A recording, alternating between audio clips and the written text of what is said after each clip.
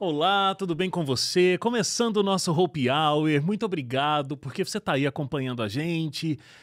A gente ouve podcast fazendo tanta coisa, né? Não sei o que você está fazendo, mas espero que você consiga ficar bastante atento com o conteúdo que a gente vai trazer hoje aqui. Porque, olha, não é por nada não, eu sempre falo que o episódio é especial e tal, porque realmente os episódios aqui são sempre muito bons, mas olha a mesa hoje aqui, já vou começar mostrando. Eu nem sei por onde eu começo, porque todo mundo, inclusive, já é muito de casa. Mas, ó, a co-apresentadora deste episódio é o Wélida Dancini. Eu quero ver, doutora Wélida Dancini, se vai conseguir realmente, assim, ser só apresentadora. Claro que não, né? Eu torço para que não. Não vai. Mas seja muito bem-vinda. Obrigado por estar aqui, inclusive, nessa posição mais uma vez. Obrigada, Wagner. Muito bom estar aqui. E tenho certeza que a gente vai crescer muito junto, um tema muito importante, muito Sim. necessário. E espero que os ouvintes, o pessoal que está acompanhando também, curta bastante e cresçam todo mundo junto. Com certeza vão. Ó, então vamos fazer decentemente, né? Vamos dar os currículos aqui, ó. A doutora Wélida Dancini, doutora em psicologia, mestre em psicologia, ela tem um MBA em gestão de pessoas, especializada em psicopedagogia clínica institucional, psicologia nas organizações, graduada em psicologia e também letras. É verdade, da última vez eu li isso, a gente esqueceu, ela é das letras também. Autora de 17 livros, um deles, Emoções do Coração de uma Mulher. É casada com o pastor Edinaldo Juarez há quase 30 anos e é mãe do Wesley e da Sophie.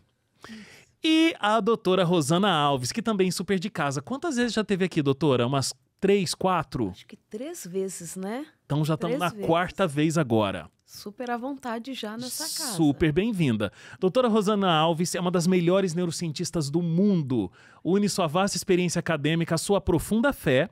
Tem 25 anos de carreira. Doutora Rosana possui graduação em psicologia, mestrado e doutorado em ciências, com foco em neuropsicofarmacologia. Ela é autora dos best-sellers A Neurociência da Felicidade, O Designer da Decisão. Atualmente é especialista. Atualmente ela reside nos Estados Unidos, mais ou menos, né? Meio lá, meio cá. Onde eu moro. Endereço, não sei dizer. Não sei. É presidente da Neurogênesis. Sua abordagem é muito singular.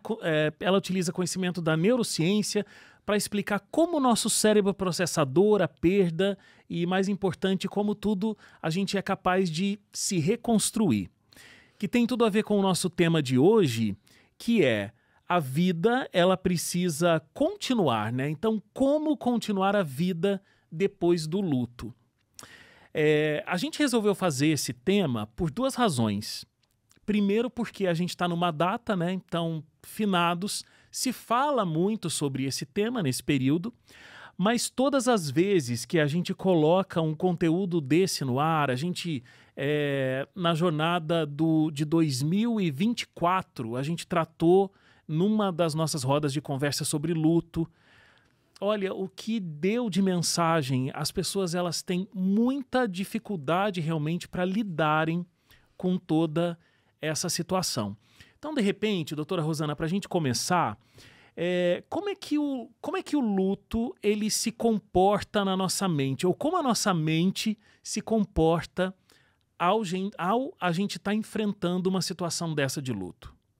Eu gosto muito da definição de que o luto, a partir de uma perspectiva neurocientífica, né?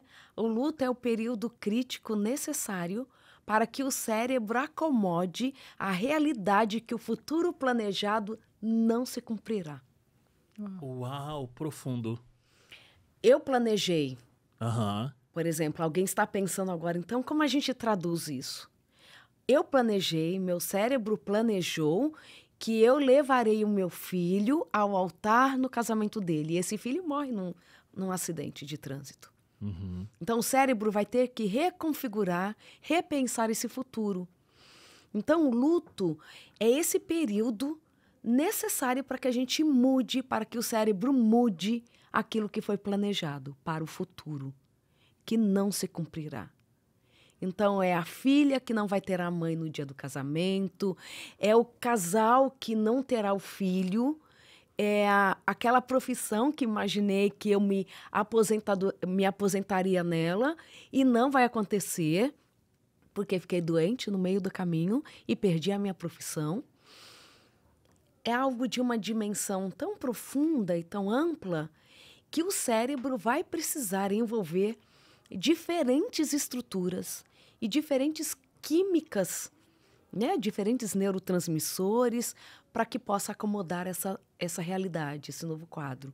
Então, o luto, ele acontece porque uma perda que gerou prejuízos, né? Uma mudança no curso da vida que gerou prejuízos e que precisa ser encarada como nova realidade. Uhum. Isso vai mexer muito com quem somos e como nos comportamos em sociedade, como encaramos a vida dali para frente. Então, luta, qualquer perda, qualquer mudança com prejuízos, não precisa ser negativa, mas com prejuízos que precisa de um novo pensar sobre esse futuro. Então, quando olhamos o luto assim, ele pode ser desde a mudança de escola para uma criança. Ela havia planejado, na volta das férias, estar com aqueles amigos na classe. Isso não vai acontecer. A mudança de status. Casada e agora é divorciada. Era casado e agora está viúvo. Então, os lutos, eles não são apenas essa perda de pessoas, mas perda de condição. Por isso que quando nós encontramos pessoas que estão sofrendo, nós precisamos parar, primeiro respeitar e entender que as dores, elas vêm de diferentes estímulos, de diferentes experiências. Uhum. E o interessante é que você falou aí, né? O cérebro vai precisar fazer essa adaptação, né? Mas é muito interessante porque, assim, a vida, ela não continua a mesma depois que a gente tem uma perda. E a gente precisa aprender a viver sem essa pessoa ou sem esse emprego, sem esse marido, né, com essa mudança tão significativa.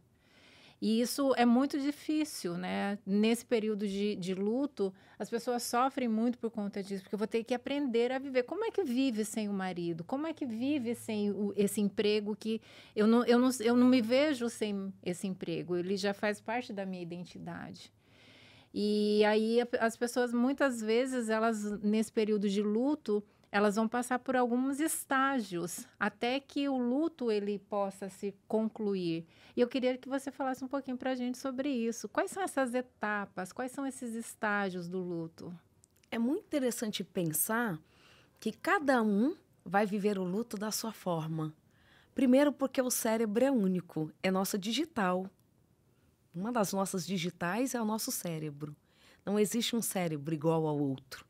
Pelas experiências, somos esculpidos pelas experiências. Então, é muito importante pensar que os estágios, eles não precisam acontecer necessariamente uma fase após a outra para todo mundo. E tem gente que vai pular fases. Só aí a gente já quebrou um paradigma, né? Porque ficou muito comum Sim. a gente elencar todos aqueles estágios, inclusive numa ordem. Negação, Isso. né? Tem todas essas fases.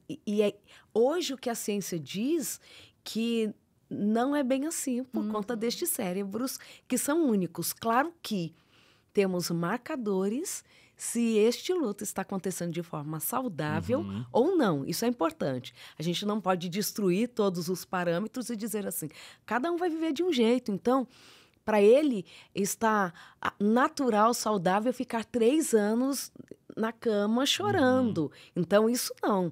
É tanto que a gente tem uma mudança no nosso manual de doenças mentais, o norte-americano, né? O DSM-5, que muda em 2014, 2015, e ele fala sobre isso. Nessas mudanças, por exemplo, que foi uma grande crítica na psicologia na época, na mudança, mas que é possível de entender. Antes era assim, olha, se já passaram 6 semanas dessa perda significativa, é que a gente começa a olhar talvez um luto problemático. Hoje não. Se a pessoa perdeu hoje e ela não está conseguindo ver futuro, ela não está conseguindo sair daquele lugar, ela já pode ser atendida como alguém que precisa de um atendimento especializado para evitar uma depressão, por exemplo, um suicídio. E essa foi uma grande crítica na época. Como assim? Tudo nós vamos institucionalizar, tudo nós vamos patologizar, diagnosticar? Não. A grande ideia era assim, existe uma angústia que parece que vai consumir toda a energia, vai levar a uma total falência de quem sou. É necessário cuidar, porque quem não consegue lidar bem com o luto já neste início, aumenta as chances de não conseguir dar conta desse luto. Então, não é já colocar alguém numa categoria de doente, como a depressão, mas já é uma ferramenta para evitarmos que algo pior aconteça. Então, nós temos entorpecimento, é como se a pessoa estivesse ali adormecida. A negação. Não. E você pode negar de diversas formas. Uma delas, que é muito comum, é recontar a história para o cérebro. Se eu tivesse levado ao hospital em tempo, se eu tivesse percebido esse sintoma, se eu tivesse previsto que aquele meu comportamento no trabalho ia me fazer perder a carreira dos sonhos. Então, o cérebro fica tentando recontar a história, e ele reconta a história na fantasia de mudar o final. De evitar que aquela situação aconteça. E as pessoas que amamos, as situações que nos fazem bem, que foram planejadas, elas têm uma representação no cérebro. Olha, da mesma forma que a gente já tem uma representação do celular no cérebro, como se fosse um membro do corpo, nós temos representação das pessoas, desse futuro para o cérebro. Eu lembro que quando a minha mãe faleceu, eu só tive essa dimensão desse cérebro que tem essa representação quando eu, de fato, passei por um luto de alguém que era do meu núcleo mais íntimo, né? Da minha família, a minha mãe, a primeira pessoa da família que faleceu, né? Com 47 anos de idade. Então, nós não tínhamos isso, a idade que eu tenho hoje, né? Então, não estava planejado. Nunca está, mas... Menos ainda. Menos ainda com essa idade. E era interessante. Eu sentia o cheiro da minha mãe. Eu sou muito olfativa. Eu sentia o cheiro da minha mãe e virava para cumprimentá-la, como se ela estivesse chegando na minha casa. Então, é esse meu cérebro que sente um cheiro que era o dela, mas ela não está mais ali. Assim de, nossa, preciso contar para minha mãe isso. Sonhar com ela à noite e acordar assim, ai, ela está viva. E você, em segundos, lembra que aquela realidade é só no sonho agora. Então, essa negação, a gente precisa entender dessa forma mais ampla. Não é só assim, não morreu, quero de volta, não perdi. Não. É este contar a história novamente, porque é o cérebro tentando trazer aquela pessoa ou aquela situação que precisa estar presente porque ela faz parte do meu futuro. E cada um vai viver essas perdas de acordo com seus repertórios emocionais. E tem um processo assim, né? Existe esse momento, não sei se eu posso dizer dessa forma, dessa crise mais intensa do luto, e depois você vai elaborando e a vida volta para um curso. Mas é como você disse, né, Wélida? Não volta a ser como era antes. Eu estava conversando ontem com a minha esposa, porque a minha esposa perdeu a mãe no período da pandemia. Tem 5 anos já que ela faleceu. Então, minha esposa ficou muito mal na época, né? E viveu toda esse luto, a recuperação desse luto. Mas é incrível como ainda tem umas situações de uma lembrança e de uma intensidade. Ela, nessa semana, pensou muito na mãe. E aí, ontem ela estava me falando, dizendo assim, nossa, eu tô sentindo muito a falta da minha mãe. Eu falei, olha, meu amor, é aquela coisa assim, né? Eu falei, eu imagino o que você tá passando, imagino mesmo, mas nunca senti como você, porque tenho os meus pais vivos. Mas eu sinto muito, mas eu não sei exatamente, né? Ela falou, olha, eu espero que você realmente não sinta. E ela usou essa frase, ela falou, a vida nunca mais é a mesma. A gente sobrevive, a gente vai, a gente tem momentos felizes, momentos alegres, mas nunca mais é a mesma coisa. Porque sempre tem essa sensação. Eu queria contar para ela. A minha esposa virou mãe e perdeu a mãe dela com 1 ano que ela tinha se tornado mãe. Então, muita coisa que ela queria compartilhar da maternidade, principalmente no início, ela não tinha mãe para compartilhar. Então, é algo muito forte. É nesse sentido. A vida continua, mas ela não é como era antes, né? Não tem como ser como era antes, porque faltam algumas peças que são realmente fundamentais. E nem precisa ser como era antes. Uhum. E um problema, Wagner, é que muitas vezes as pessoas falam assim, eu ouço isso muito no consultório, minha vida agora perdeu o sentido, nunca mais vai ser a mesma coisa, não tem sentido continuar vivendo, eu não quero mais essa vida. Então, assim, nunca mais vai ser de fato como era antes e nem precisa ser como era antes. O que também não significa que vai ser melhor ou pior. A gente tem muitas vezes a tendência de achar assim, olha, se não é como sempre foi, significa que vai ser pior. E que não pode ser melhor, porque senão eu vou estar de alguma forma maculando a imagem da minha mãe ou da pessoa especial que eu perdi. E eu costumo pensar assim, uma coisa diferente, eu não preciso estar comparando com outra coisa para dizer, olha, agora é pior porque eu não tenho isso ou não tenho aquela pessoa. É diferente e pronto. E basta ser diferente. Então, a minha vida ela vai se organizar sem essa pessoa, ou sem esse emprego, ou sem essa situação. Eu não preciso comparar de se é melhor ou pior, mas eu preciso entender que vai ser diferente. E que esse diferente ele pode ser suficiente. E me trazer felicidade, me trazer realizações no diferente. Porque todos os dias a gente está construindo uma vida diferente. E é tão interessante o que a doutora Wélida disse, porque no luto, nessa perda que muda a rota da vida, nós já temos culpas envolvidas, né? Podia ter amado mais, Sim. abraçado mais, aproveitado mais, e sempre poderíamos mesmo, Sim. né? A correria às vezes impede que um filho vá mais à casa de um parente, de alguém que é importante, mas eu sinto muito isso, doutora, das pessoas ainda acharem que elas precisam viver essa dor. E a vida não pode voltar também pelo julgamento social. Nossa, o que vão achar? A minha mãe faleceu e eu não cancelei aquela viagem de formatura do meu filho. Eu deveria ter cancelado. Então, essa cobrança social também, ela pode trazer esse lugar de intensificar uma culpa ou gerar uma culpa onde ela não vai ter nenhum caráter saudável. Não posso me recuperar muito rápido desse Sim. luto, porque senão as pessoas vão achar que eu não gostava tanto da pessoa, que ela não era tão importante. Então, eu tenho que prolongar o luto. E trazendo para o nosso contexto cristão, também pode ter aquele julgamento, tá, mas eu também não posso sofrer tanto, porque senão onde está a minha fé, onde está a minha esperança, né? Sim. Tem sempre aquela máxima, olha, é outra coisa quando a gente vai no velório de um cristão, onde existem pessoas cristãs, né? Porque existe ali uma esperança. Tudo bem, é real, mas isso não quer dizer que a gente não vai ter muita saudade dessa pessoa enquanto a gente está vivendo aqui nesse mundo, né? Sem E, dúvida. inclusive, que a gente não possa sofrer durante o funeral, durante Claro. o sepultamento. Sim. E aí, às vezes, a gente fica bem disso que você colocou.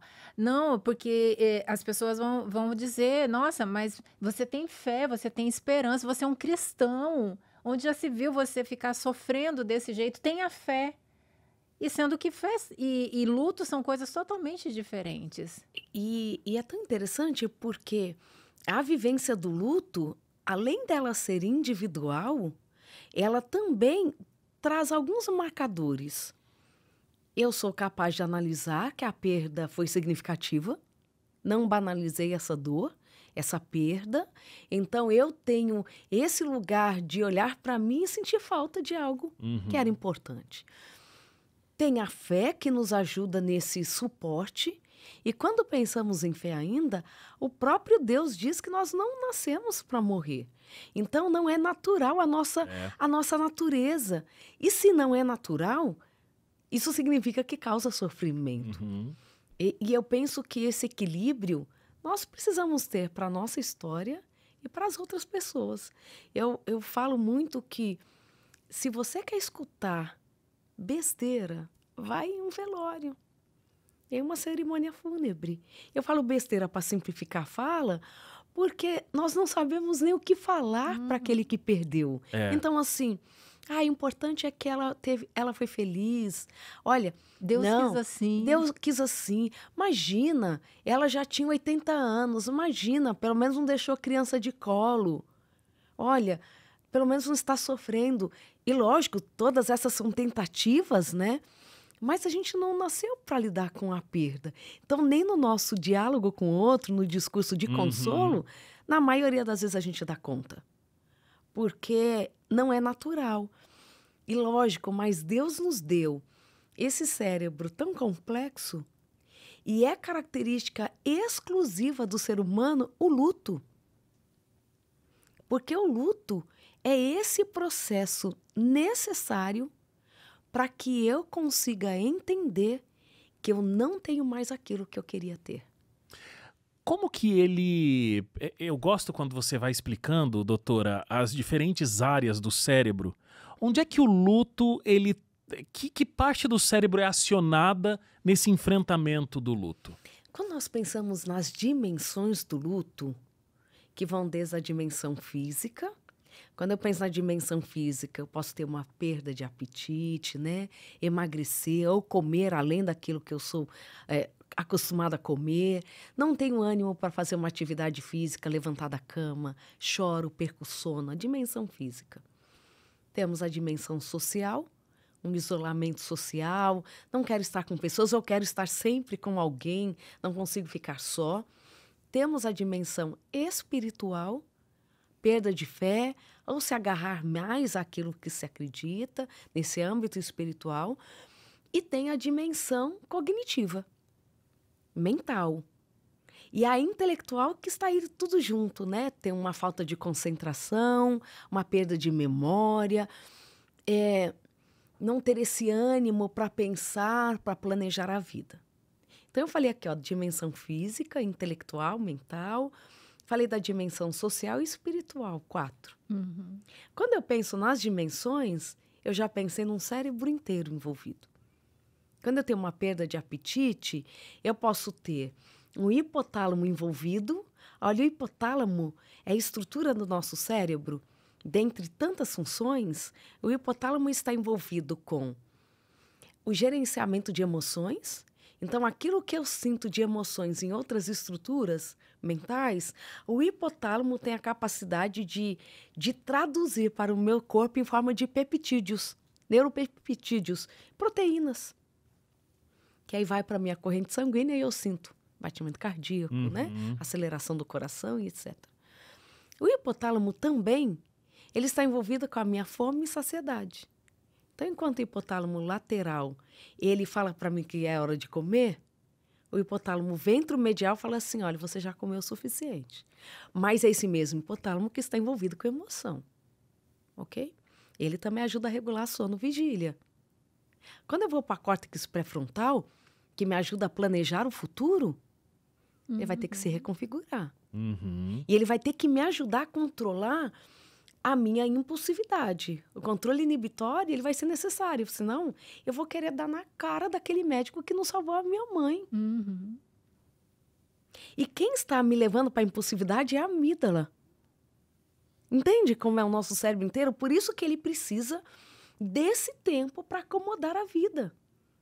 E é tão interessante, né, a doutora Rosana, colocando todos esses pontos e o tempo, né, esse processo que precisa acontecer, porque uma das coisas que a gente ouve também, talvez não lá no velório tanto, mas saiu do velório já começa, é assim, ei, não, vamos lá, reage, você tem que reagir, né? Essa coisa a gente volta no básico, assim, de que a gente não entende que a gente precisa vivenciar aquela emoção que a gente está sentindo, né? Sem dúvida. E volta aquela educação ali, anos 90, início dos anos 2000. Olha, você tem que passar por cima do que você está sentindo, você tem que ser forte acima de qualquer coisa. Seu pai depende da sua força. Seus filhos. Seus filhos dependem dessa força. Você não pode chorar na frente dos seus filhos. Uhum. E aí é muito importante isso que você fala, Wagner, porque assim, cada pessoa vai ter um tempo. É. Tem pessoas que vão... Primeiro ponto, passar pela fase do luto é necessária e é saudável. Sim. Tanto fisiologicamente falando, né, a doutora colocou aí, como esse cérebro precisa, mas em todas as dimensões. Então, assim, passar pelo luto é saudável, é necessário. Adoecer não é passar pelo luto, é negar o luto. Uhum. Não passar pelo luto, Sim. isso é entrar num processo de adoecimento. E muitas vezes a gente não quer que as pessoas passem pelo luto. Então, a gente precisa... Deixa a pessoa passar pelo luto. Sabe algo que às vezes aparecia para mim como perguntas em congressos, né? Principalmente para diferentes igrejas. Eu lembro da minha época de faculdade ainda. A vivência do luto, ela é cultural e como um desdobramento dessa cultura, a forma de viver esse luto também pode ser diferente para os gêneros. Uhum. Pensem comigo, aqui um estudo de caso, assim, um estudo aqui, né? Uma amostra social. Quem casa mais rápido na viuvez, o homem ou a mulher? O homem. O homem. E o que a maioria faz? Joga pedras nesse homem. Casou rápido demais, mal enterrou a mulher, né? Tem aqueles comentários que são tão pesados, né? Uhum. Eu lembro tanto de uma aula que eu tive sobre o luto. E na época, não vou citar nomes, claro, né? Uma celebridade, a noiva, tinha terminado o noivado com ele. Bem na semana dessa aula, na graduação ainda. A noiva, que ele amava tanto, terminou o noivado com ele. E a minha professora falou assim, olha, vocês vão ver que ele vai ter que substituir rapidamente essa perda. Vamos ver como ele vai fazer isso. Naquela semana foi a primeira Ferrari vermelha que essa celebridade comprou. Uhum. Quando ele começa um outro relacionamento, que foi tão importante para ele quanto esse noivado, ele vende a Ferrari. Então, claro, não estou assim falando, ai, tudo bem, o segundo casamento ele pode ser uma grande cilada para quem não pensou, não estou aqui justificando nenhum relacionamento apressado. Mas existem vivências diferentes que podem ser até pelos gêneros, cultural. É uma casa que se reforma rapidamente, a viagem que se faz. Não estava nas redes sociais, mas entra nas redes sociais. Então, nós precisamos ter esse lugar de reservar um pouco mais a nossa opinião sobre o luto do outro. Não, quando a minha mãe morreu, eu não chorei. Porque eu tenho uma esperança e você está aí chorando, a nossa esperança é a mesma. Claro que na maioria das vezes as pessoas querem ser justas com seus comentários, né? Puxa, a esposa era tão legal, já casou, parece que não foi importante.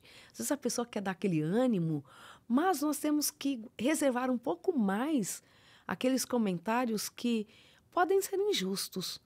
Com quem está passando pelo luto. E é tão perigoso essa história de, olha, você tem que viver, deixa isso, o sacode a poeira e dá a volta por cima, né? E nessa situação de luto isso é muito comum, porque quando a gente silencia uma emoção, o corpo grita, né? A gente tem N estudos mostrando que mais de 70% das doenças presentes, elas nasceram na mente. Na mente. E o luto pode ser uma grande semente para isso, né? Sem dúvida, uma vulnerabilidade que pode te levar para diferentes doenças. Desde doenças físicas, aquelas mais com características físicas, né? Uma esclerose, você pode ter uma doença autoimune, quanto uma depressão, uma ansiedade, uma desorganização da vida. Uhum. E é uma desorganização que às vezes você nem percebeu. Ou adiar planos. Às vezes o plano da maternidade, Às vezes o plano de uma viagem, de mudança de carreira, você adia porque aquilo que era importante, ele se perdeu. Então, o luto, ele é o processo necessário para prosseguir sem ter aquilo que se perdeu. Sim. A gente fez uma introdução estendida já sobre o assunto. Eu só quero fazer uma pausa aqui para dizer para você que a gente tem 2 materiais adicionais ainda para você lidar com essa situação de luto, encaminhar para alguém que está precisando tanto de mais informação. O primeiro é um estudo digital, o Superando o Luto, é um estudo com a nossa inteligência artificial, nossa instrutora bíblica virtual, a Esperança, ó, ela está aqui. Você pode conversar com ela pelo WhatsApp e você pode fazer esse estudo bíblico Superando o Luto pelo WhatsApp. novotempo.com/luto. Esse é o link que você entra, novotempo.com/luto. Então, tem lições bíblicas e também toda uma estrutura de conhecimento das nossas emoções para te ajudar nesse momento que você está passando, que é muito complexo. novotempo.com/luto. A gente também está lançando, o NT Play lançou um novo produto, ele se chama A Caminhada, conta a história do Paulo. O Paulo acabou de perder o pai. Eles tinham uma relação conturbada. Eu não posso falar muito porque eu li o roteiro, daqui a pouco eu vou contar a história inteira aqui. Deixa eu segurar. Mas o que acontece? Ele perde o pai e ele parte para uma caminhada. Tanto para resolver esse luto, mas tem coisas muito marcantes nessa caminhada que vai ajudá-lo muito. E ele vai encontrar. Ele vai encontrar. Ele vai encontrar, já tô falando demais. Dá uma olhadinha no trailer, você encontra no NT Play, dá uma olhadinha no trailer.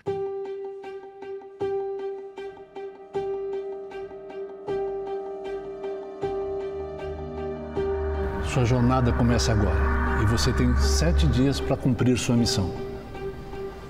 Ao final você receberá sua herança, desde que você chegue até o final da caminhada. Talvez essa jornada não seja o que você procurava, mas certamente é o que você precisa. Qual que é essa história, Paulo? Você sabe o que é esperar por alguém durante 30 anos? Alguém que não dá a mínima pra você? Eu sinto raiva. Eu sinto tudo. Nada prepara a gente pra isso. Nada. O luto é uma coisa estranha. Todo mundo diz que é um processo que passa, que melhora. Mas o que ninguém fala é que é um silêncio barulhento. Você tem a resposta dessa pergunta? O que você mudaria no seu passado? O que mais tem na caixa, Paulo? Tá de brincadeira, né? O que mais tem na caixa, Paulo? Talvez seja isso que você procura. Tá aí para você, imperdível, um conteúdo que vai fazer muita diferença. Tá no NT Play, também no nosso canal do YouTube do NT Play, então acompanhe. Um ponto que eu acho que a gente passou, mas a gente pode falar um pouco mais profundamente, é o seguinte, né? Estamos vivendo esse momento de finados, mas luto realmente não é algo que só se aplica quando perdemos alguém para a morte. Mas existem outras N situações que podem nos dar essa mesma sensação de luto, né? Sem dúvidas. Por exemplo, a gente conversava antes aqui sobre pais que têm dificuldades com o filho idealizado e o filho que nasceu. Uhum. Às vezes a gente imagina aquele filho perfeito que não chora, que é naturalmente obediente.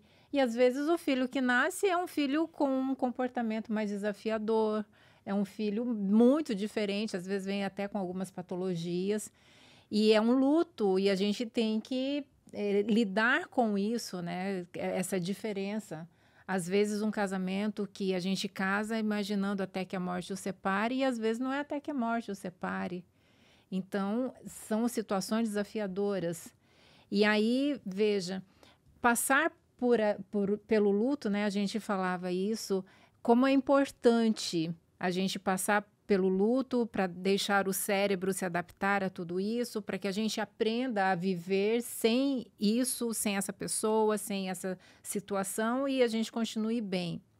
Mas, doutora, eu queria te perguntar, quando que a gente consegue identificar? Porque a gente viu que passar pelo luto é saudável, mas existem pessoas que não conseguem sair do luto. E esse luto normal, saudável, necessário, se torna patológico. Como que eu consigo identificar se eu estou vivendo um luto saudável ou se eu estou vivendo um luto patológico? Quando é hora de buscar ajuda? Essa adaptação e superação que são necessários. São necessárias para que eu consiga voltar para a vida, para que seja saudável. Então, quando há essa desorganização da vida, dessa rotina, esse pensamento que não consegue se acomodar, eu não consigo dar conta mínima de viver. Eu preciso procurar ajuda. Eu não quero, não faz nada sentido. Eu não consigo me manter no emprego, eu não consigo mais ir à aula, eu não quero mais comer, eu não levanto da cama. E mesmo que eu faça tudo isso, existe um buraco que está me sufocando. Mas eu gosto muito de dizer que está difícil, mesmo que seja saudável, procure ajuda. Mesmo que você esteja num processo saudável, na dúvida, procure ajuda. Agora, Vai fazer doutora, bem, né? Vai fazer bem. quem está vivendo isso, muito provavelmente muitas pessoas estão nos ouvindo, estão se identificando com essa situação. E ao te ouvir, ele fala assim, Rosana, eu estou vivendo isso, então eu preciso buscar ajuda. Que ajuda a gente pode buscar? É o quê? É buscar o quê? Que tipo de profissional? Quem ajuda quem está vivendo esse luto? Um profissional, lógico, o psicólogo é super indicado, um psiquiatra, porque dependendo do quadro vai precisar de uma medicação para estabilizar esse humor, para ter essa energia, para a vida continuar. Então esses são, primeiramente, os primeiros profissionais que a gente pensa quando o assunto é angústia, quando o assunto é organização. Mas olha, sentiu que a dor de estômago não passa? O coração parece que está acelerado? Procure outros profissionais também. Mas, inicialmente, a gente pensa no psicólogo, no psiquiatra, e é momento de se cercar de pessoas em quem se confia para poder abrir o coração e só falar sem ser julgado. E eu desejo que todo mundo tenha pelo menos um amigo assim na vida. Para esses momentos difíceis, você poder ser você. A pessoa olhar para você e falar assim, olha, eu não sei o que fazer, mas deita aqui no meu colo. Você está sem ânimo de procurar um psicólogo. Posso eu procurar e marcar uma consulta para você? Olha, eu sei que você está nesse desânimo. Vim aqui, ó, dar uma faxina na sua casa e fazer uma comidinha gostosa para você. Então, essa rede de apoio, tanto de profissionais quanto de pessoas com quem a gente possa contar, é extremamente importante nas nossas vivências, nas nossas perdas. E nós precisamos entender que nós não somos resilientes sozinhos. Nós somos seres sociais. O nosso cérebro só é complexo do jeito que ele é porque nós temos relações sociais, senão nós não teríamos esse desenvolvimento do cérebro. Então nós precisamos dos outros, dessa rede de apoio para sermos resilientes. E eu acho muito interessante isso que você fala. E me lembrei um pouquinho antes, você falou que às vezes a gente não sabe o que falar para a pessoa que está passando pelo luto e aí a gente acaba falando coisas que a gente não deveria falar e jogando um peso de sofrimento maior em quem já está sofrendo. E aí, às vezes, as pessoas me perguntam assim, mas o que eu devo falar? E eu gosto de pensar que quando a gente não sabe o que dizer, a melhor coisa que a gente faz é oferecer o nosso silêncio, o nosso ombro. Eu estou aqui para o que precisar. Ponto. E isso muitas vezes é muito mais significativo. Saber que eu tenho alguém do meu lado, alguém que vai poder me ouvir, como você falou, sem julgar, sem criticar, sem condenar. Porque muitas vezes essa pessoa que está no sofrimento, que está no luto, vai falar muitas coisas que Alguns dias depois, aquilo já não faz mais sentido. Mas ela precisava jogar para fora Jogar algumas pra fora. coisas. Uhum. Então, oferecer esse espaço de escuta para que a pessoa ela se sinta que ela tem alguém, um amigo que é tão importante e tão necessário. Sim, e o que, claro, tem as questões culturais, a correria de todos nós, mas é muito comum a cerimônia fúnebre lotada e no dia seguinte, quem Ninguém. está no luto, viver sozinho. Uhum. Eu lembro que uma amiga minha perdeu a filha, ainda jovem, e eu fui ao velório rápido, né? Estava indo para o aeroporto, passei, fui ao velório. No dia seguinte, eu falei assim, olha, quando você quiser conversar, estou aqui. E ela me ligou. E ela falou tudo o que ela queria falar. Tudo. Ela falou assim, obrigada. Ficamos umas 2 horas ao telefone e eu lá escutando. Eu sabia a data do aniversário da filha dela, que seria um pouquinho depois da morte. Liguei para ela, falei assim, olha, eu sei que esse dia é difícil, não sei como você está vivendo esse dia, estou aqui. E saiba que nessa manhã eu pensei em você e pedi para Deus forças para você. Não consigo imaginar que perda é essa. Então, essa sensibilidade nós precisamos ter. É o silêncio, mas é aquele silêncio com presença. Que abraça. O silêncio, não o silêncio do vazio, mas que abraça. É o silêncio com presença. E isso é extremamente importante para esse acolhimento. Eu preciso ter um lugar para falar o que eu não poderia falar com ninguém, mas que eu preciso verbalizar, que é algo super importante. A nossa amígdala, que ela é dessa impulsividade de querer gritar, de querer, né, ir lá acertar as contas com o médico. A amígdala, ela não lida bem com as palavras. A amígdala, ela lida com o corpo. É a energia para o corpo para lutar, fugir, para gritar. A amígdala, ela precisa nessas situações de impulsividade, para que a gente não perca, né, o controle, ela precisa se submeter à córtex pré-frontal. Uhum. Ok? A amígdala não lida bem com as palavras. Quem lida é a córtex pré-frontal, que é onde nós vamos fazer uma análise refletida, e é o córtex pré-frontal que me ajuda a pensar no futuro. Lembra que esse futuro que está impactado no luto, nessa perda? Quando eu verbalizo, eu estou colocando mais o córtex pré-frontal para jogo no luto. Então deixa falar, deixa se escutar, sem reservas, sem críticas, para que este cérebro escute tudo e encontre caminhos. O hipocampo vai entrar e falar assim, olha, lá na infância você perdeu algo que foi mais significativo do que esse emprego agora. Algo te doeu mais do que essa sua melhor amiga que te traiu. Que a adolescência também tem os seus lutos, né? Uhum. O adolescente está perdendo o corpo da infância, os pais da infância, os amigos da infância.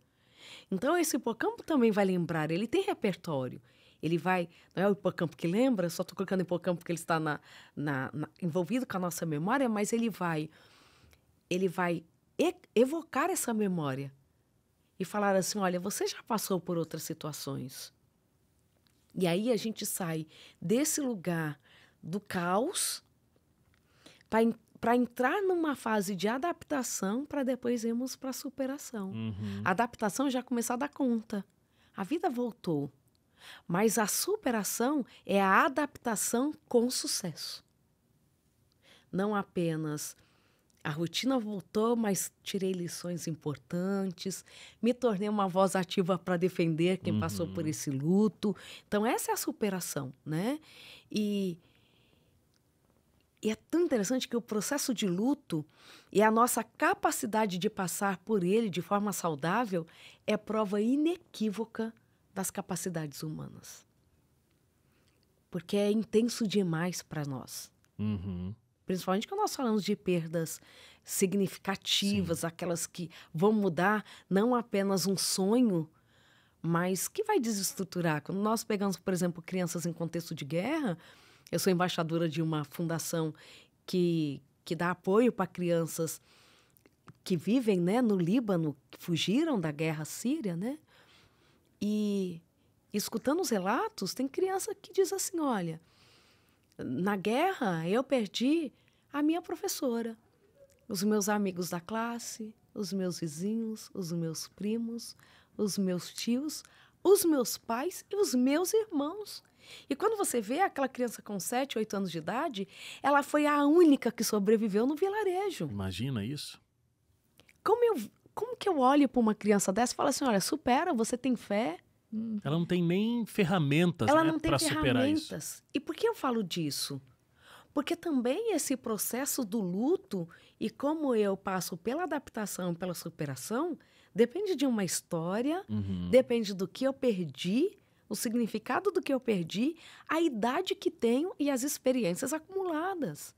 Então, são muitas variáveis para eu ter que considerar no luto do outro e no meu próprio luto. A gente precisa pensar nisso. Agora, falando desse contexto infantil, como é que se lida com o luto com uma criança? Porque vai desde do luto no sentido de quando uma criança, por exemplo, perde o pet na família. Então tem muita história, ele não tá mais com a gente porque ele tá muito feliz lá numa fazenda, né? Tá incrível lá numa fazenda. Foi morar com outros amigos, ele reencontrou a família dele. Tem a história mas ele não era branquinho? Não, mas ele passou por um processo e agora ele é marronzinho. Porque substituiu, trocou. Então, como é que os pais, né, e os cuidadores envolvidos, eles podem ajudar a criança a entender o que é esse processo de uma perda tão profunda? A escuta ela é necessária, porque muitas vezes nós damos explicações que este cérebro não vai dar conta. A total abstração de uma situação, o ser humano ele vai conseguir começar a ter essa abstração por volta dos 12, 13 anos de idade. Antes disso, as experiências dele acontecem muito no campo do concreto. Escuta essa criança. Deixa ela falar o que ela sente sobre aquela situação. Claro, traga explicações a partir da crença, da família, mas deixa essa criança expressar. E dentro da linguagem que ela entenda, traga a verdade. Porque existe também muita mágoa quando se cresce e fala assim, nossa, então foi isso que aconteceu e todo mundo escondeu de mim? Então, uma história o máximo de transparência, respeitando esses limites do entendimento daquela criança. Eu não vou explicar para uma criança que morreu por conta disso, daquilo, que não existe mais. Foi daquele jeito? Não. Tem que olhar o seu avô no caixão. Era isso que eu queria te perguntar. Muita gente tem dúvida exatamente sobre isso. A criança, eu tenho que levar ela para o funeral? Eu tenho que colocar ela para olhar a pessoa que está morta ali? Se a criança não quer olhar, o que faz? Muita gente tem esse tipo de dúvida. O adulto não tem que olhar se ele não dá conta. O meu irmão não viu a minha mãe no caixão. Ele falou assim, eu não dou conta de entrar e ver a nossa mãe. Ele ficou do lado de fora e está tudo certo se o luto for acontecer de forma saudável. Então, assim, não é aquilo que eu acho que é o melhor. Nós temos que ter muito cuidado em provocar angústias que a criança não tem ferramentas para dar conta. Isso pode ser em qualquer situação. Eu não posso chegar para a criança e falar assim, olha, eu não sei o que vai acontecer com essa família, viu? Seu pai perdeu o emprego, a gente aqui talvez o mês que vem nem tenha comida, talvez a gente vai ter que voltar a morar com a sua avó. Como que ela pode atuar para ajudar a resolver esse problema? Ela não vai conseguir fazer o pai ter aquele emprego de volta. Claro, educação financeira, para economizar, etc., é algo que acontece, não estou falando disso. Mas por que provocar angústias que a criança não tem ferramentas para lidar e ela não tem como contribuir para a solução? Então, a gente tem que pensar nisso. Uma criança que ela vai começar, por exemplo, a internalizar moral, até do que é certo, do que é errado, o que é justo, o que é injusto, a partir dos 9 anos de idade.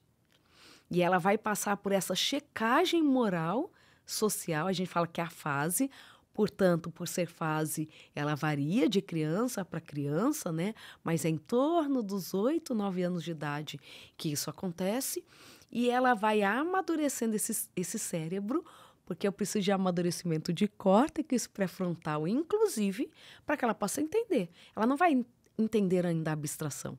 Ela ainda não tem repertório para entender a morte. É muito abstrato. Morte é abstrato ou não é? Total. O entendimento do depois da morte é total. É tanto que passa principalmente pelas minhas crenças. Uhum. O que aconteceu com a vovó? Morreu. O que vai acontecer daqui para frente? Lembra do que nós acreditamos? Porque a gente vai para a crença. E a crença, ela é abstrata. Não estou falando que não existe, que a nossa fé não é fundamentada, né? Porque nós temos as pessoas assistindo, mas o entendimento é no campo do abstrato. Uhum. E se a criança não tem esse abstrato ainda, Ela não tem capacidade. ela não tem capacidade de entender. Então, escute essa criança. A vovó vai voltar? Não vai. Mas para aqueles que acreditam, nós vamos encontrá-la no céu, na crença de cada um. Uhum. Lembra daquela história? Traga ela para uma história concreta, ou uma história que ela gosta, né? Da Bíblia, pode ser da Bíblia. Olha, lembra que no céu... Então, é assim que a gente lida, mas esse escutar e proteger a criança de angústias É fundamental. é fundamental. Pode parecer um exagero, Aham. mas assim, ó, lembra aquele tio lá que faleceu, a gente gostava dele, mas lembra? Bebia demais. Por isso você não pode beber, não é hora Não para é hora de isso, aproveitar isso, né? né? Então, a gente Você que também tem uma cuidar. opinião sobre isso, Wélida? Não, eu concordo totalmente com a doutora sobre isso, porque muitas vezes a gente quer que a criança ela passe pelo luto como nós adultos passaríamos. Mas a gente tem que lembrar que muitas vezes nem a gente tem estrutura para lidar com a morte, porque a morte é algo hostil. Nós não fomos criados para a morte. Então, a gente não sabe lidar com a morte. E a gente não sabe, e aí a gente ainda quer impor que a criança, que tem muito menos estrutura, muito menos maturidade do que nós adultos, que ela lide de uma forma que a gente entenda que seja a forma mais adequada. E aí a gente corre um seríssimo risco de impor esse sofrimento a mais na criança. Então, esse respeito pela condição do outro, o quanto ele consegue dar conta ou não, é essencial, porque a criança ela já está sofrendo essa perda. Então, a gente respeitar para não intensificar ainda mais essa perda. E é super importante, voltando lá no que falávamos sobre o adulto, quando procurar ajuda, para a criança também a gente precisa ter esse Claro. olhar, né? Sim. Porque nem sempre ela vai verbalizar, porque ela nem tem repertório, muitas vezes, para verbalizar essa dor, mas ela pode apresentar sinais. Baixo rendimento na escola, é uma enurese noturna, um xixi na cama, aquela mudança significativa no comportamento com prejuízos. Ela já não fazia mais xixi na cama e voltou a fazer. Ela não quer comer, ela está com medo do escuro. Dá uma olhada, levar para um profissional, falar assim, tem alguma coisinha no seu coração, tem tido pesadelos. Ter esse olhar também para a criança, não é porque ela não entende toda a dimensão da perda que ela não sofra. Uhum. Doutora, você tinha falado agora há pouco sobre essa questão de que o que acontece depois da morte vai passar pelas nossas crenças.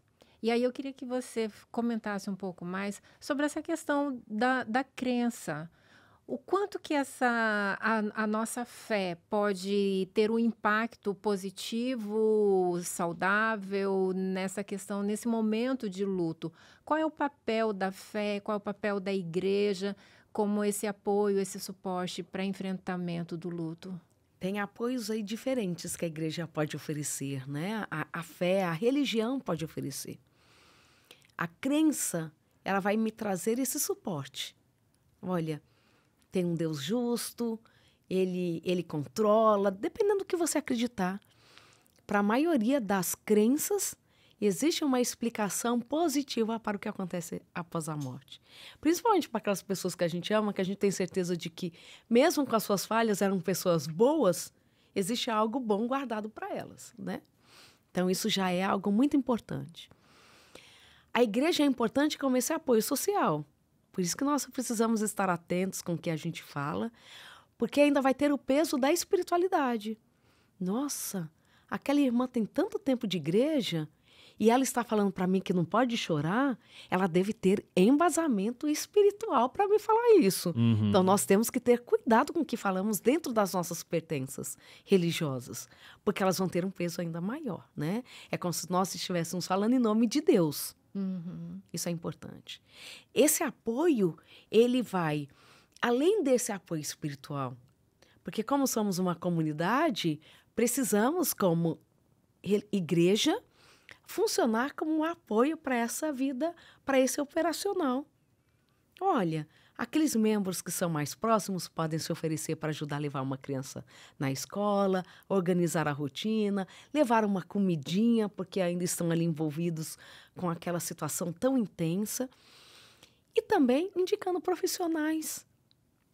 Olha, puxa, aí eu fui em um profissional quando eu passei por um luto, foi tão bom, porque ainda existe muito mito e muito tabu sobre a procura de profissionais nas igrejas.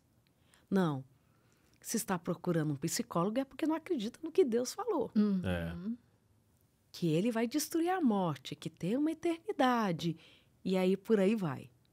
Então, nós precisamos ser esses seres que têm essa clareza de que o luto é algo que nos alcança, que não é natural e que gera sofrimento. E cada um vai viver da sua forma. Isso que você está descrevendo é muito interessante porque, às vezes, a gente cria uma imagem sobre como deve ser a nossa religiosidade e, inclusive, a religiosidade do outro. Mas não que isso está fundamentado na palavra de Deus. Sim. Porque, olha, Jesus ele sofreu muito a morte de um grande amigo dele, que é Lázaro. Inclusive chorou. Sinal que não é pecado. Chorado. Chorar num contexto. Expressar sentimentos não é pecado. Exatamente. Eu gosto muito dessa história de Lázaro. Porque é um capítulo recheado de sentimentos, de emoções, de tudo. Jesus chora. E quem está ali fala assim, ele está chorando porque ele o amava muito. E novamente repete. Ele está chorando porque ele amava muito Lázaro. Então, Jesus demonstrava amor por Lázaro. Ok? Ok. E ali Jesus chora. E Jesus chora por diferentes motivos. Ele chora, inclusive, porque as pessoas não estão entendendo nada. Elas podiam entender mais o que estava acontecendo. E ele chora por ver as suas amigas sofrendo. Mesmo sabendo que haveria uma ressurreição. Olha só. Jesus está a instantes de ressuscitar Lázaro. E Jesus chora. Pois é, e ele sabia, né, que isso ia acontecer. Sabia. E ele sabia que Lázaro ressuscitaria. Como é importante a gente viver o momento presente. Isso. Porque Isso. aquele momento que Jesus chora, Lázaro ainda não tinha ressuscitado. Ele estava fazendo falta ali. E naquele momento ele respeitou a situação. E muitas vezes a gente quer viver ou no passado ou viver no futuro. E a gente não dá conta, mal dá conta do presente. Então, assim, a gente foge desse presente porque eu não posso fazer isso ou eu tenho que viver de tal forma. E é muito lindo quando Jesus ele respeita aquele momento. Aquele momento era um momento de um luto. E ele respeita as emoções dele. E muitas vezes a gente fica falando assim, mas você está chorando por quê? Não precisa chorar. Quem sabe se precisa chorar ou não precisa chorar? Quem me deu a autoridade de legislar se a dor do outro é legítima ou não, é necessária ou não, se está certo ou se está errado? E às vezes a gente quer legislar no choro do adulto e muitas vezes no choro da criança também. Sim. Não precisa chorar.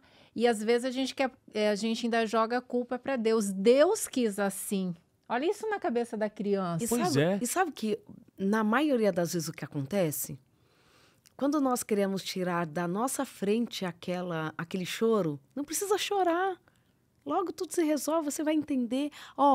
Quando Jesus voltar, tudo se resolve. Por que você está chorando? Na maioria das vezes, não é que nós estamos tentando consolar. Nós é que não estamos dando conta de vivenciar aquela angústia. Eu não estou dando conta de imaginar uma criança que perdeu a mãe. Então, eu tento tirar esse quadro de diante de mim. Porque eu acho que eu sempre tenho que ter a prerrogativa de falar alguma coisa. Também. Né? Então aí, como eu não tenho o que falar, eu não sei mais o que dizer, eu vou tirando. E eu não dou conta daquela angústia. aquela angústia está me desestruturando. Então, eu preciso tirar aquele cenário de diante de mim. E eu consigo fazer falando assim, não precisa chorar. Então, nisso nós vamos nos perdendo, porque como nós dissemos lá no começo, né? A gente não tem essa estrutura para a morte. Não. E a gente só vive o luto porque a gente consegue enxergar o futuro. Planejar o futuro, né? Nos imaginar no futuro. Por isso que o animal não passa pelo luto. Ele não tem essa dimensão de futuro, esse à frente tão distante que nós temos. E esse processo do luto, ele é necessário até que se chegue um momento que parece que nunca vai chegar, da cura. E cura não significa que assim, olha, nunca mais choro. Claro. Que eu tive uma amnésia e que não lembro mais da pessoa. Não, e é por isso que eu gosto do que Freud diz sobre isso. Ele fala assim, a cura não é esquecer, mas lembrar sem sofrimento. Muito bom. Sem sofrimento, que é diferente de tristeza. Cicatrizou, mas eu vejo Está a ali. cicatriz. Não tem como chegar no Natal e eu não lembrar da minha mãe. Mas eu consigo comemorar o Natal e ficar feliz com a minha filha, com meu marido, com os meus irmãos. Então, a cura não é esquecer, mas lembrar sem o sofrimento, que é diferente da dor, né? O sofrimento é quando aquele objeto que me causou essa dor profunda, ele já não existe mais, ele se dissolveu. Ou seja, a dor era assim, como eu vou me organizar agora? O que vai ser daqui para frente? Essa fase já passou. Eu consegui voltar para o meu trabalho, eu consegui encontrar novos amigos na escola, né? Pensando aí nos diferentes lutos. Então, eu consigo ainda lembrar que aqueles amigos da escola anterior eram importantíssimos, sinto falta deles, mas consigo fazer novos amigos. Eu consigo ir para a nova escola. Consigo rir com os meus novos amigos do trabalho. Consigo fazer uma viagem mesmo sem o meu filho estar presente. Então, isso é muito importante. A cura não é esquecer, mas lembrar sem sofrimento. E isso cabe para os nossos lutos, né? Doutora, já que você está falando isso, me diz uma coisa. Como que você, que passou por essa experiência, né? O Wagner não passou pela morte, né? Por essa experiência de perder alguém, né? Pela morte. Pela morte realmente passou, não passei. Né? Por essa experiência de perder Sim. alguém. Eu também não tive essa experiência. Você que já passou por essa experiência, na prática, como que a fé te ajudou a enfrentar esse momento tão desafiador e conseguir voltar a ter natais felizes com a sua família, a despeito de ter perdido uma pessoa que para você era um referencial tão forte, né? A gente sabe da sua história e você tinha um vínculo muito forte com a sua mãe. Sim. Como que a fé te ajudou nisso? A fé ajuda a não desistir. É o primeiro passo, o primeiro suporte que ela nos oferece. Não desistir. Não preciso entender tudo agora. Deus, ele perdeu o filho dele e ele sofre.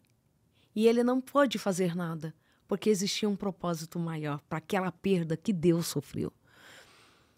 Ele entende o meu choro, porque ele sofreu tudo. Jesus passou por todos os tipos de lutos.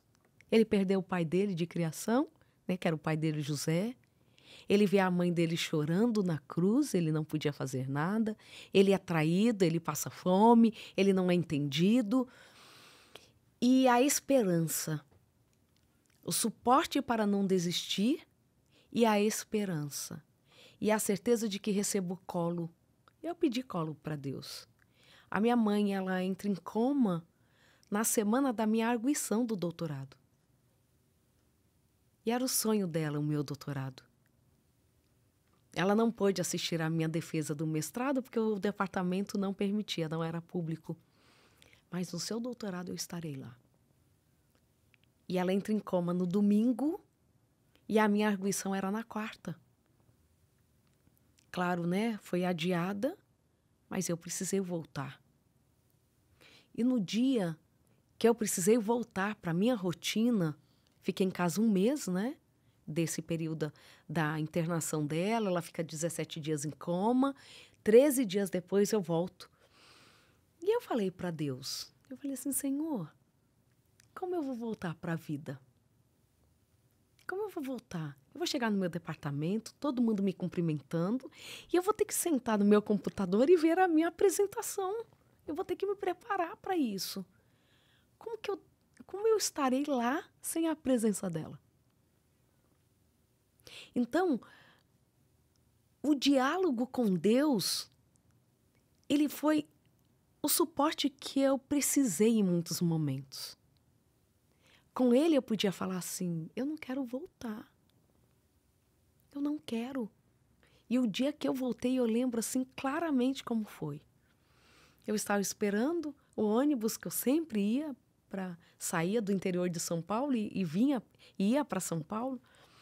Eu estou ali e falo assim, Senhor, eu preciso de colo hoje, senão eu não consigo. Me imaginando no laboratório, todo mundo chegando, mas eu não vou dar conta, não dou. E eu preciso de colo hoje. Preciso.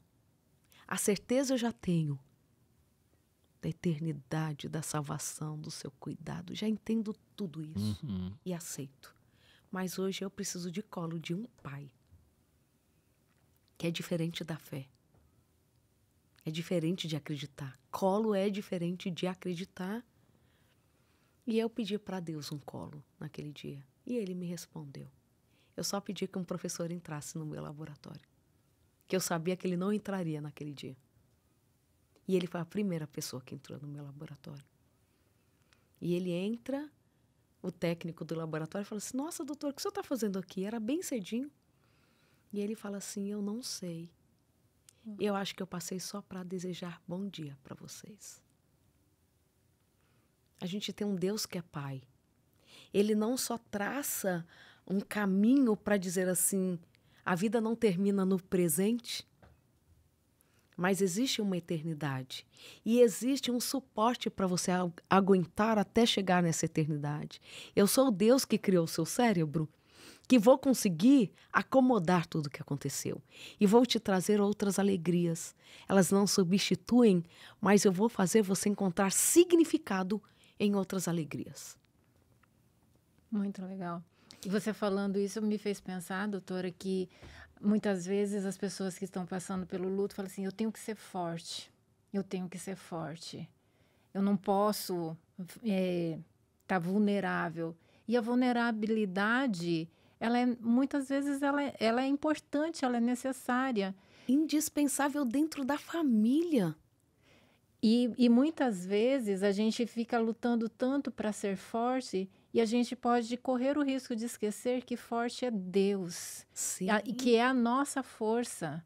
E é em Deus que a gente precisa buscar esse colo, que a gente precisa buscar a força, porque eu não tenho essa força e eu não preciso ser forte, porque eu tenho um Deus que é forte e que além de me dar colo, ele também me carrega. Que é a coisa mais linda. E dentro da família, é muito importante esse lugar de mostrar vulnerabilidade. Porque às vezes a gente quer ser o forte da família, né? Eu preciso ser o forte aqui. E a vulnerabilidade, ela cura.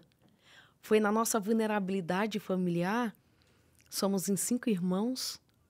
Meu pai, que ficou viúvo muito jovem, né? Com 56 anos de idade.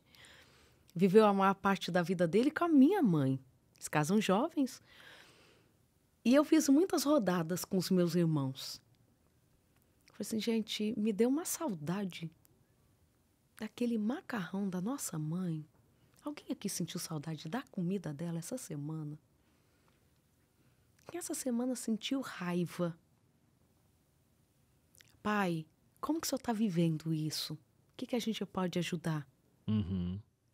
E nós fizemos isso. Minha mãe falece em outubro.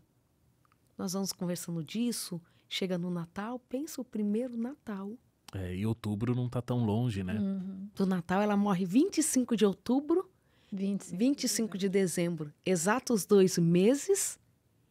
E nós havíamos planejado uma viagem. No Natal, a gente já estava falando disso, da falta dela, do que a gente tinha planejado. Como que seria esse Natal sem a presença dela? Falando mesmo, em família. Cada um falando. Uma das irmãs falando assim, eu fiquei com muita raiva. E eu falei assim, ah, é? Eu não prego mais, eu não canto mais, eu não faço mais nada. E esse falar não foi um Natal festivo. Mas foi curativo. Mas foi curativo. A minha irmã falou assim, quer saber? Aquela sobremesa que ela fazia, eu sei fazer. E a gente vai comer a sobremesa dela nesse Natal. E aí eu lembro muito de Santo Agostinho, que ele fala que a angústia de ter perdido não supera a alegria de ter um dia possuído. Muito bom. Então, eu gosto muito de falar sobre legado, que é o último capítulo do meu livro, que a gente já conversou aqui. Já. E a dor de ter perdido não é maior do que a alegria de um dia ter possuído. E isso não pode ser uma fantasia, uma frase. Ter vivido com a minha mãe por 27 anos, que foi a idade que ela faleceu, que eu tinha, ela foi uma fase da minha vida de muitos aprendizados que me deu condições de lidar bem com o meu luto, com a perda. Então, o lembrar dela, do que eu aprendi com ela, do legado que ela construiu, também foi um suporte.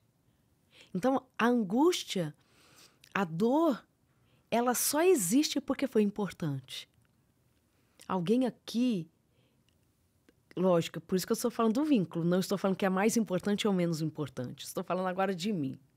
Gente, o cacto que o André me deu e que eu consegui fazer um cacto morrer, ele causou em mim menos dor do que a morte da minha mãe. Por quê? Por conta do significado. Sim. Entendem? Então, a dor, ela é proporcional à importância. Mas também é proporcional à força que encontro para prosseguir. E quando a gente consegue ajustar tudo isso dentro da gente, existe aquela lembrança assim, puxa, não está aqui. Mas olha, bem-aventurados, como diz a Bíblia, bem-aventurados os que dormem no Senhor, suas obras os acompanham. Então, é possível para mim, Wélida, dentro do doutor Wélida, né? Mas agora a gente está falando tanto como amigos, falando das nossas histórias pessoais. Estar aqui hoje, nessa condição de falar como psicóloga, é uma semente da minha mãe que frutificou. Uma forma de honrá-la. Honrá-la. Foi ela quem disse assim, filha, faz psicologia. Não faria se não fosse a minha mãe. Não teria ido para esse caminho, jamais. Se ela não falasse assim, filha, você tem condições de seguir nessa carreira que você quer. Quer fazer mestrado, doutorado? Vai e faz, filha, enfrenta. As coisas se acomodam. Então, esse momento da minha fala nasceu no discurso da minha mãe. Então, as obras dela, a história dela ainda está viva do que ela construiu. Então, o legado é o lugar que eu gosto de colocar o meu olhar, o meu coração para lidar com a perda. São já 20 anos, vamos completar 20 anos sem a minha mãe. Agora, né? Em outubro. Já completamos em outubro. Olha só, né? A gente fala, às vezes o cérebro vai e volta. São 20 anos sem a minha mãe. Entende? Hoje eu tenho a idade que ela tinha quando ela faleceu. Claro, quando eu completei 47 anos, eu falei Você assim, pensou? a idade que a minha mãe tinha.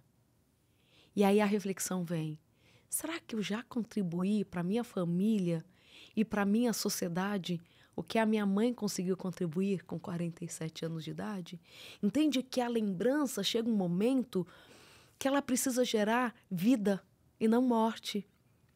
Então, se eu ainda não contribuir, eu preciso acelerar os meus passos, porque eu ainda não fiz. Ou assim, nossa, minha mãe poderia ter contribuído mais. Vamos pensar assim, então eu quero fazer além do que ela fez, porque eu estou tendo a oportunidade de viver mais. Entende que a gente pode... tempo. Estou tendo tempo. Então, nós podemos viver o luto e nessas lembranças gerar vida naquilo que não pode se encerrar com a morte.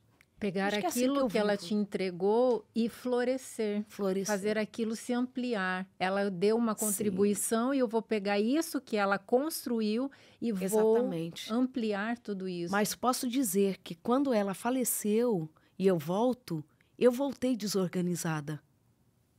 Teve que ter seu tempo, né? E eu percebi isso, Wagner, depois de um tempo. Por quê? Eu estava no doutorado, eu tinha disciplinas para cumprir. Quando eu percebi, eu já estava para estourar de faltas em algumas disciplinas. E eu sempre fui Caxias. Nossa, 90% só de presença, que horror. Sempre fui isso. Quando eu fui olhar, eu tirei B numa disciplina, numa prova, que para mim aquilo era assim, onde eu estava com a cabeça, estourando em faltas. E eu nem percebi que eu estava faltando nas aulas. Ai, é mesmo. Nossa, hoje tinha aula, perdi a aula. Nossa, não entreguei um trabalho. E eu estou falando de alguém que já estava no doutorado. Entende? Então, assim, eu desorganizei.